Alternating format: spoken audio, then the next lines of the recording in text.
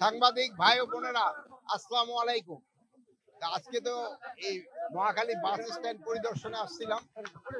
আমার এখনো পরিদর্শন শেষ হয় নাই, তারপরেও আপনাদের সাথে আগে আমি কথা বলে নিচ্ছি। যেহেতু আমরা দেখছি গতবারের যেই ভাড়া, এবারও ভাড়ার রেট একই আছে। এখানে চার্টের যে রেট আছে তারা ওই রেটেই ভাড়া নিচ্ছে।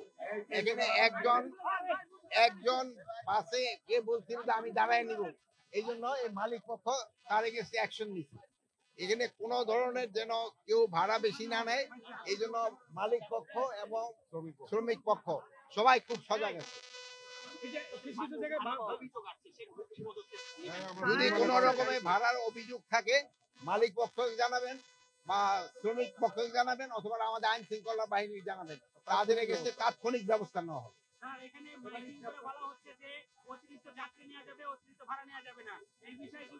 অতিরিক্ত যাত্রীও নেওয়া যাবে না, অতিরিক্ত ভাড়াও নেওয়া যাবে। যদি মাইকিং করা দেওয়া হয়, আপনারা মাইকিং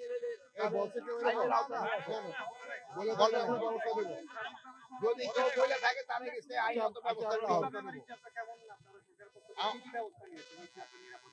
ঈদগাহ নিরাপদ এবং নির্বিঘ্ন করার জন্য আমাদের সরকারের পক্ষ থেকে যা যা করার আমরা সবকিছু নিয়েছি।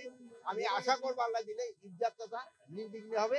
আপনারাও লোকজনদের প্রচার করবেন, তারা যেন তাড়াহুড়া না করে, সবাই আল্লাহ দিলে ভালো ভাববে। এবার আপনারা দেখেন এই যে হজে এই যে যাত্রীরা গেছে, কেউ আপনারা কিন্তু একটু কমপ্লেন করতে পারেন, সব কিন্তু খুব ভালোভাবে হজে গেছে।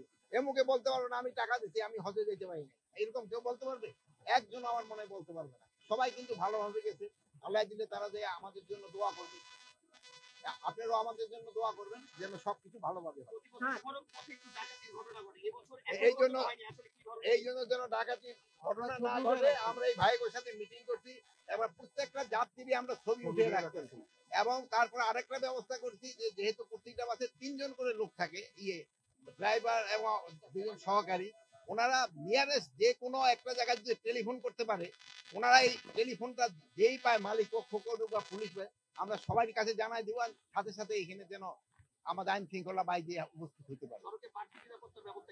সরকারের বাড়তি নিরাপত্তা নেওয়া হয়েছে, যে এই জন্য দেখেন যে পুলিশ বাহিনী এবং অন্যান্য আইন শৃঙ্খলা বাহিনী, সেনাবাহিনী, নৌবাহিনী, তারপরে কোস্টগার্ড, বিজিবি সবাই কিন্তু সচেতন আছে। আনসার এবার দেখেন, এবার প্রথমবারই কিন্তু আমরা ইভেন বাজারগুলিতে আমরা আনসার দিচ্ছি।